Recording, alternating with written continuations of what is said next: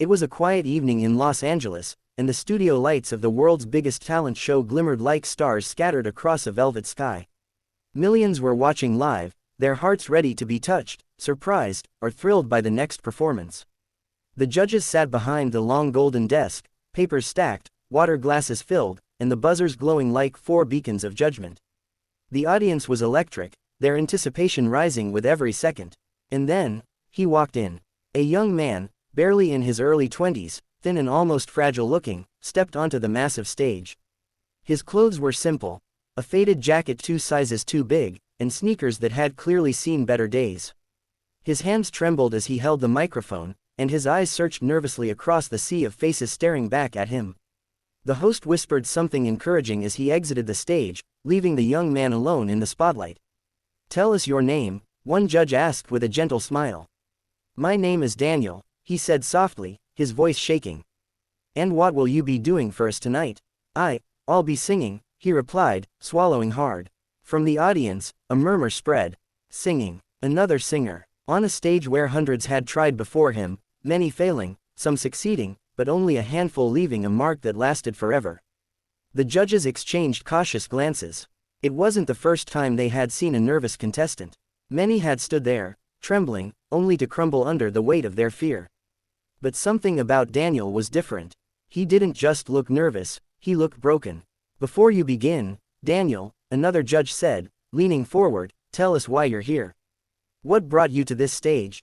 Daniel hesitated, his lips quivered, and he blinked back, the tears forming in his eyes. I grew up in foster care," he began, his voice heavy with emotion.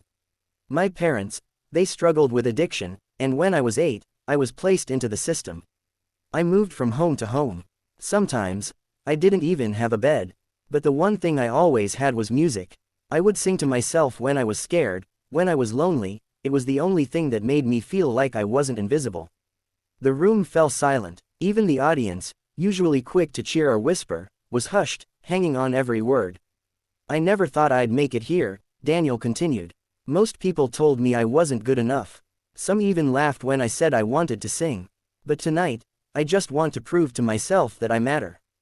That my voice matters." A lump formed in the throats of both judges and audience members alike. In that single confession, Daniel had revealed the depth of his pain and the courage it took to stand there. "Okay," the judge finally said, voice softer now. "Whenever you're ready." Daniel took a deep breath, closed his eyes, and the music began. The first note left his lips, and it was as if the entire world stopped spinning.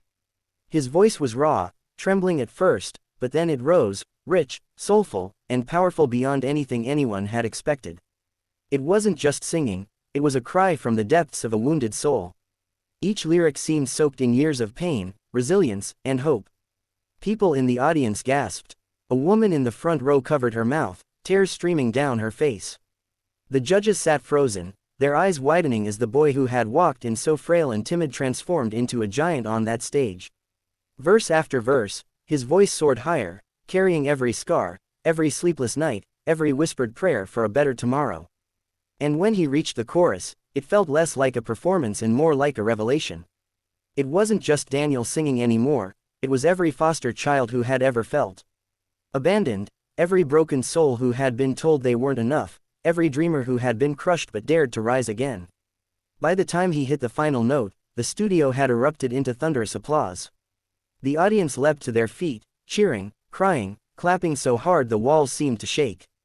Daniel opened his eyes, stunned. For a moment, he looked lost, as if he couldn't believe what had just happened. He had poured out his soul, but he never expected the world to embrace it so fiercely. One of the judges leaned forward, visibly moved, her voice cracking as she spoke. "Daniel, that was more than a performance. That was a gift. You reminded us why we do this. You reminded us what music is truly about." The audience roared in agreement, chanting his name. And then, without hesitation, one of the judges slammed their hand down on the golden buzzer. The entire auditorium exploded. Golden confetti burst from the ceiling, showering Daniel in a rain of sparkling light. The music swelled, the crowd screamed, and the host rushed back onto the stage, wrapping him in a hug as tears poured down his face. Daniel dropped to his knees, his hands covering his mouth, overcome with emotion. For a boy who had once felt invisible, This moment was the universe shouting back, "We see you. You matter. You are enough." Cameras flashed, capturing the image that would soon circle the globe.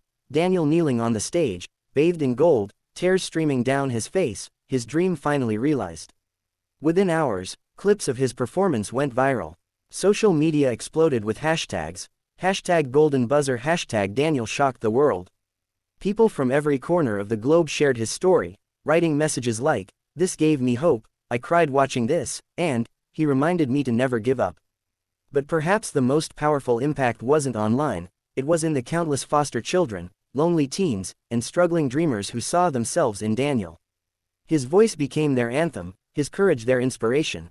Weeks later, when asked how it felt to have touched millions, Daniel simply smiled and said, "I didn't want fame. I just wanted to be heard. I wanted people like me to know, they're not alone. And if I could stand on that stage, so can they." Glowing star. The message. Daniel's golden buzzer moment wasn't just about music.